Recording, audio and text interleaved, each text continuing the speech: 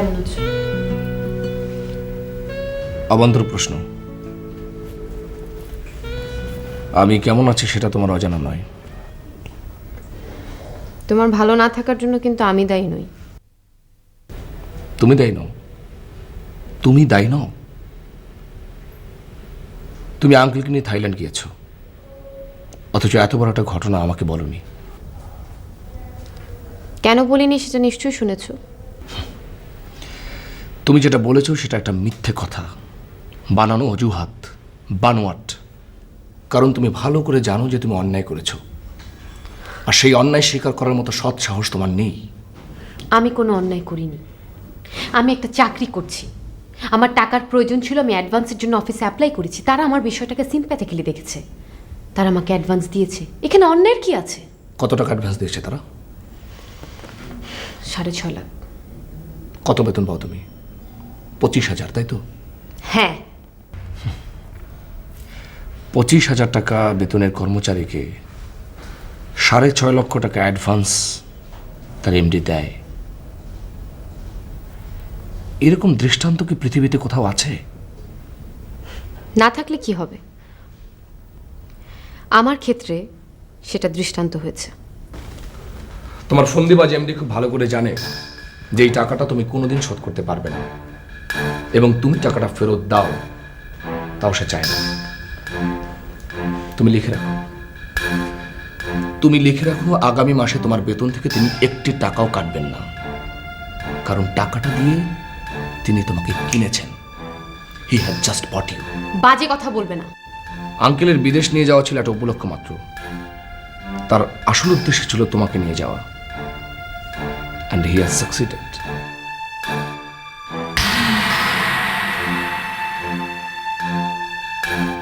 কি বলতে চাও তুমি? আরো স্পষ্ট করে বলার দরকার আছে তোমার কাছে? তোমার এমডি তোমার সাথে ব্যাংকক যায়নি?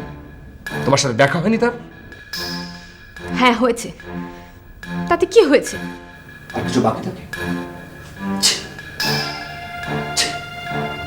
টাকার জন্য তুমি এতটা নিচে নেমেছো, এতটা নিচে। অথচ এই আমি তোমাকে একদিন 10,000 টাকার একটা মোবাইল ফোন গিফট করতে চেয়েছিলাম, তুমি নাও নি। কেন নাও? কারণ অন্যের দাম তুমি গ্রহণ করবে না। এখন এখন তুমি এতটা সস্তা দামে বিক্রি হয়ে যাচ্ছ। ছি, তোমার লজ্জা করে না? আকাশ,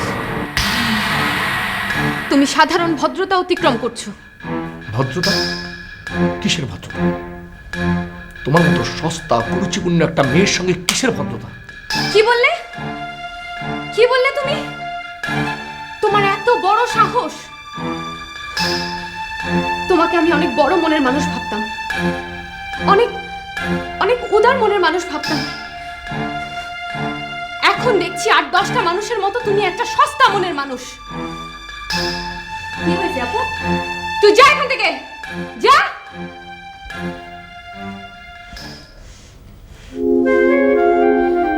আজকে আজকে এই বাজে কথাগুলো বলে তুমি আমাকে যে অপমান করলে, একটা লম্পট লোভী লোক আমাকে সে কথা বলেনি। আমার এমডি আমি জানি অনেক খারাপ মানুষ, কিন্তু তুমি তার থেকেও খারাপ। তোমার কাছে আমি বিক্রি হব না।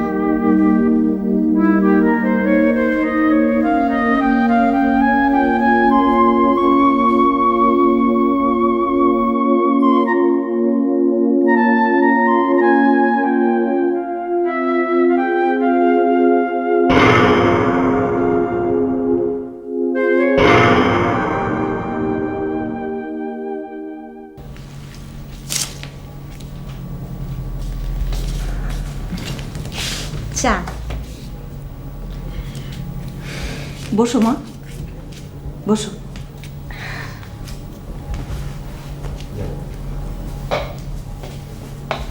আসসালামু আলাইকুম আন্টি। ওয়ালাইকুম আসসালাম। বসো মা। কেমন আছো? ভালো, আপনি কেমন আছেন?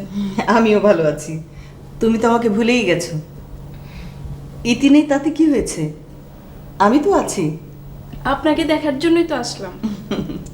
ভালো করেছো। আমি আরেকটা ইতি পেয়ে গেছি। কার কথা বলছেন? এই তো এর কথা বলছি। ওর নাম রেনু, আমার ভাইয়ের মেয়ে। এসএসসি পাশ করেছে, এখন থেকে ও আমার এখানেই থাকবে। তাহলে তো ভালোই হয়। আপনি কি কলেজে ভর্তি হবেন? ইচ্ছা তো আছে। তোমাদের কলেজে ভর্তি পরীক্ষা কবে? ফর্ম দেওয়া তো শুরু হয়ে গেছে। তাই নাকি? জি, আমি ওর জন্য একটা ফর্ম নিয়ে আসবো। তাহলে তো খুব ভালো হয়। কিন্তু ফর্ম আনতে হলে ওর টেস্টিমোনিয়াল লাগবে। ও, টেস্টিমোনিয়াল এনেছো? আনসি ফুপু, এখন দিমু? না না, এখন দরকার নেই, যাওয়ার সময় দিও। তা তোমরা বসে গল্প করো, আমি একটু চা করে আনি। না না ফুপু, আপনারা বসেন, আমি চা বানাই নি। আচ্ছা।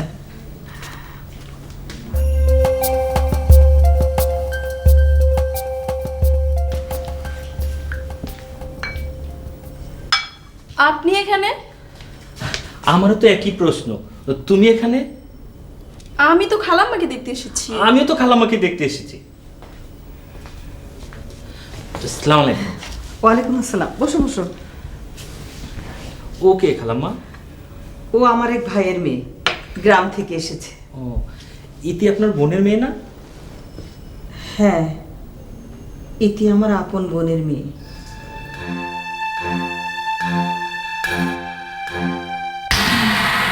তোমার ফন্দিবাজ এমডি খুব ভালো করে জানে যে এই টাকাটা তুমি কোনোদিন শোধ করতে পারবে না, এবং তুমি টাকাটা ফেরত দাও তাও সে চায় না। টাকাটা দিয়ে তিনি তোমাকে কিনেছেন। He has just bought you.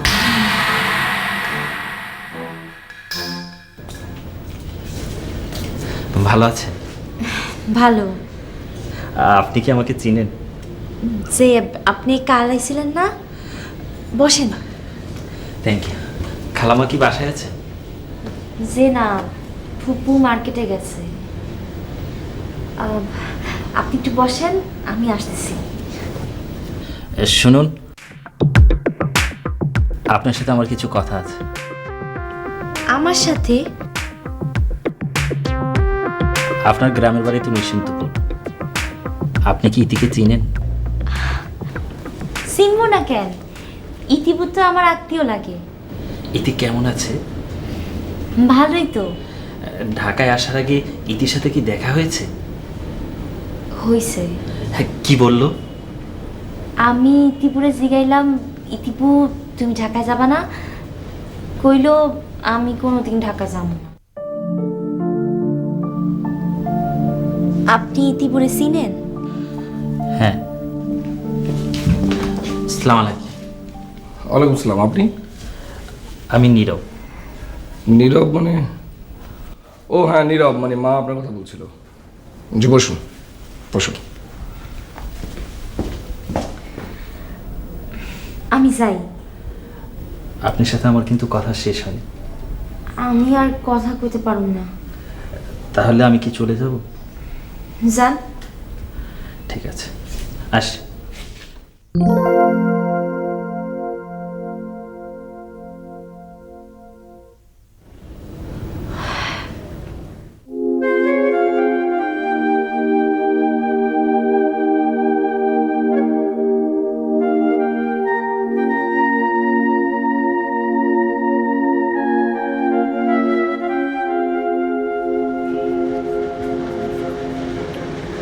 এই মা কোথায় রেনু?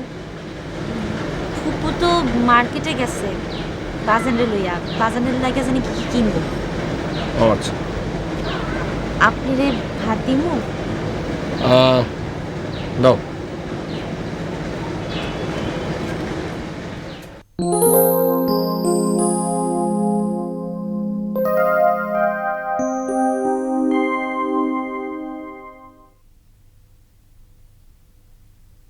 বসুন।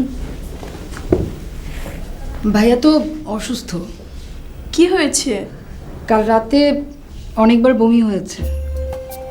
বমি হয়েছে?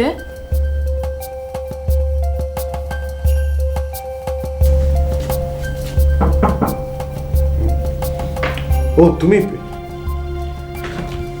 প্লিজ উঠবেন না। সরি, আপনার ঘুম ভাঙালাম। না না, আমি আমি ঘুমোনি, চোখটা বুজে এসেছিল। গত রাত্রে নিশ্চয়ই বেশি ড্রিঙ্কস করে ফেলেছেন।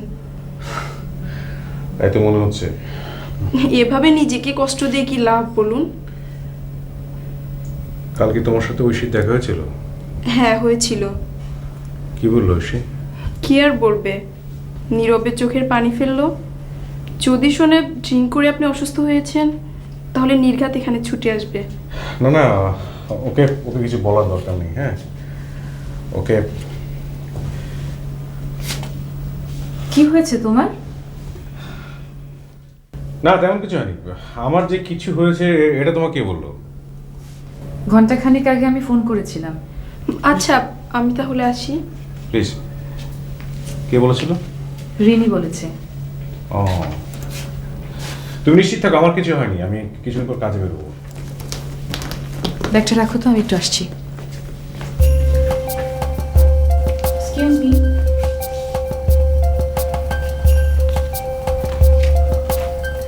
আপনি বোধহয় এখানে প্রায়ই আসেন, তাই না? প্রায় না, 2-3 দিন এসেছি। ও, আপনাকে গতকালও এখানে আসতে দেখলাম তো, তাই জিজ্ঞেস করলাম। আমি জানি ঐশী আপনাকে এখানে পাঠায়। আসলে বুঝতেই তো পারছেন, ঐশীর জন্যেই কিন্তু সোহানের আজ এই অবস্থা। ও ঐশীকে ভুলতে যাচ্ছে, আপনার জন্য পারছে না। আমার জন্য? অবশ্যই। আপনি এখানে রোজ আসছেন, এসে ঐশী সম্পর্কে গল্প করছেন, তার নানা বিষয় আলাপ করছেন। এতে করে সোহান মেন্টালি ডিস্টার্বড হচ্ছে। That chapter is totally closed. তাই এটা রিওপেন করবার কোনো সুযোগ কিন্তু নেই। আছে বলুন? জি না।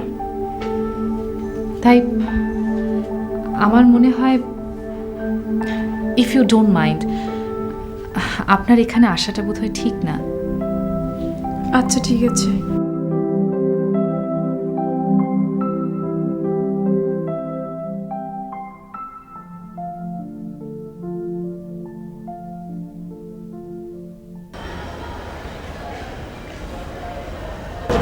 আপু, আকাশ ভাই এসেছে।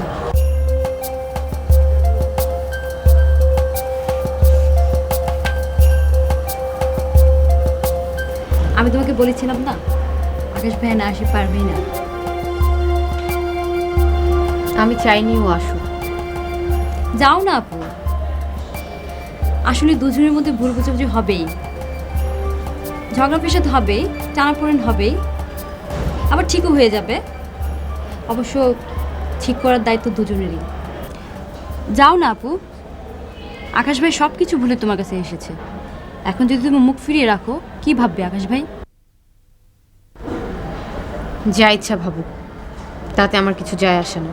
এই তো তোমার আগের কথা। যাও না আপু, তুমি না গেলে তো আকাশ ভাই সিরিয়াসলি মাইন্ড করবে।